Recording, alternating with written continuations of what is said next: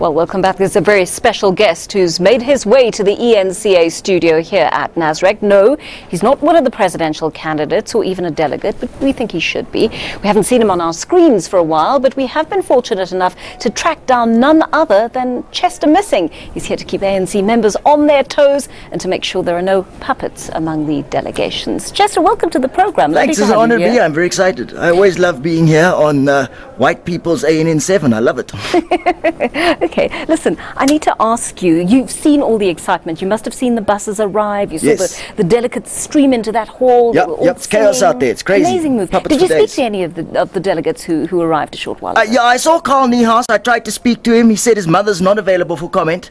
A lot's going on out there. I mean, I wanted to ask Gwede Mantashe, now he's stepping down as SG. Will he be heading up the youth league? Because apparently he's still young enough. Oh, really? Yeah, I know. Their age limit's very, very high. In fact, I think Bill Johnson could even qualify. You know, Bill Johnson is actually one of the youth on our panel today. No, I can see. He looks like the guy from Naked Gun. It's like you actually invited White Monopoly Capital to talk here. I love it. Tell me, you must have spoken to some of the delegates. Things went very badly for them in court yesterday. Yesterday they were voting delegates. Today they're not. Now they have to go and get new accreditation. That makes them merely guests. How are they feeling about that? Well, I mean, people are very worried. I mean, I'm feeling like if this conference was any hotter, AKA would have beef with it. I mean, things are going crazy out there. Everyone's in court. I mean, I'm finding the conference appealing so far. And when I say that, I mean the president's appealing, the branches are appealing. The only person who's not appealing is Blade and Zemande, and that's because he's not here. Oh, speaking of which, that reminds me of the big education story that broke this morning. The president's saying 90% of university kids will have free education next year. They're very excited. The analysts are telling us that's not such great news. No, man, Jacob, so is hilarious, guys. He's absolutely from ENCA's puppet to the Gupta's puppet guy. Seriously, I'm even in my Pindon Shalozi hat here. You know, seriously, he's like that uncle at your wedding who shouts free drinks for everyone and then bounces. I mean, who's going to pay for this? I mean, is he going to sell the fire pool? Is he going to ask Atul Gupta for a loan? Is he going to try get Brian Malefi to steal some money from somewhere? He hasn't actually thought of it. I think this idea of political capital, he's clearly trying to go, hey, Cyril, deal with this. I don't see, you know, he's riding on a very important issue. People need education. He's absolutely right. But to jump on the horse of education now that he's in a political pickle is extremely disingenuous. But hang on, he's still president for a couple of years, so he's still the guy who has to make it happen. Oh my God, no, Joanne, listen, no. I will be the president. I'm here. I've got my Unity Ramaphosa badge. I'm changing my name. I'm hoping to be nominated from the floor.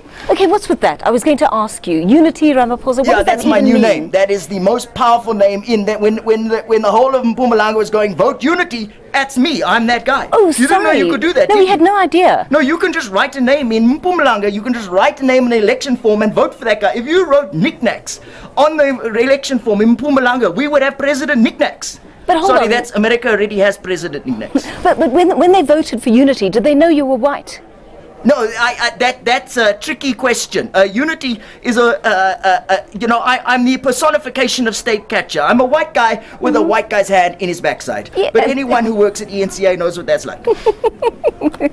Hang on there. Let me just ask you about this. I mean, the ANC also wants a female president. How are you going to fulfill that need? Yeah, I know. I'm struggling with that one. I am a puppet, so technically I have no gender. All I want to do is cuddle. And I'm made out of latex, so it is actually very safe.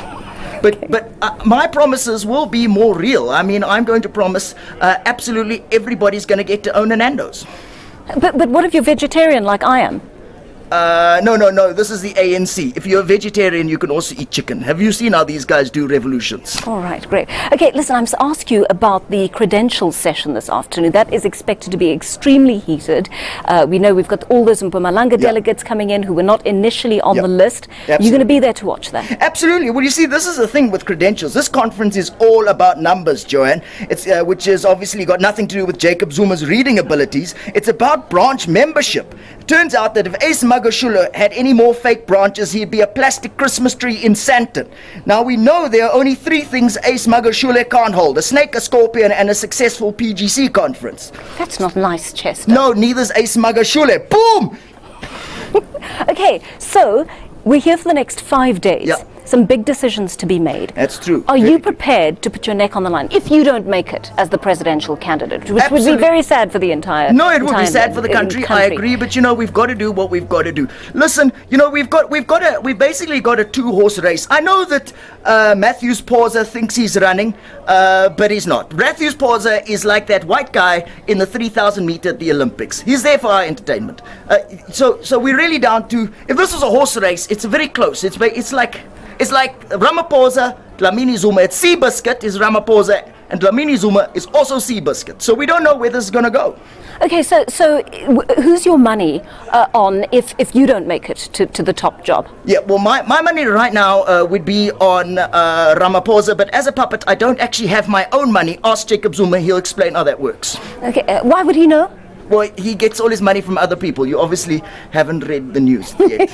I only read AutoCue. I absolutely understand that. I'm a puppet. I live in your world. Okay. So now tell me, there's also this talk of perhaps a bit of compromise here, that maybe Cyril Ramaphosa will become the president and Nkosazana Dlamini Zuma his deputy, or vice versa, to maintain unity in the party. Do you think that might work? Well, it's a complicated situation. I mean, Jacob Zuma's trying to sell this unity ticket with Uncle Gwizi Mantashe, but you know, it's a dodgy thing. It's like watching the Soweto derby and supporting the Pirates and the Chiefs. It makes no bloody sense. How does that work? How would unity work? And I think that Gwede Mantashe wants unity to keep the ANC together, and Jacob Zuma wants unity so he can stay out of jail. Okay, but both these candidates also have some skeletons in their closets. Yeah. So which do you think is the lesser of two evils, if you want to be a cynic about it? Well, you know, I don't want to be a prophet of the situation. It's a very complicated question you're asking. But, you know, if we consider Ramaphosa, he used to own McDonald's. I mean, seriously, that's about as capitalist as it gets. That's like if we voted for Colonel Sanders to be the president of South Africa. It's insane. Dlamini Zuma has decided to tie herself to Jacob Zuma, which is a very, very dangerous, you know, by not speaking out on state capture, is a very dangerous thing to do. In fact, she doesn't really say anything. She just stands there going...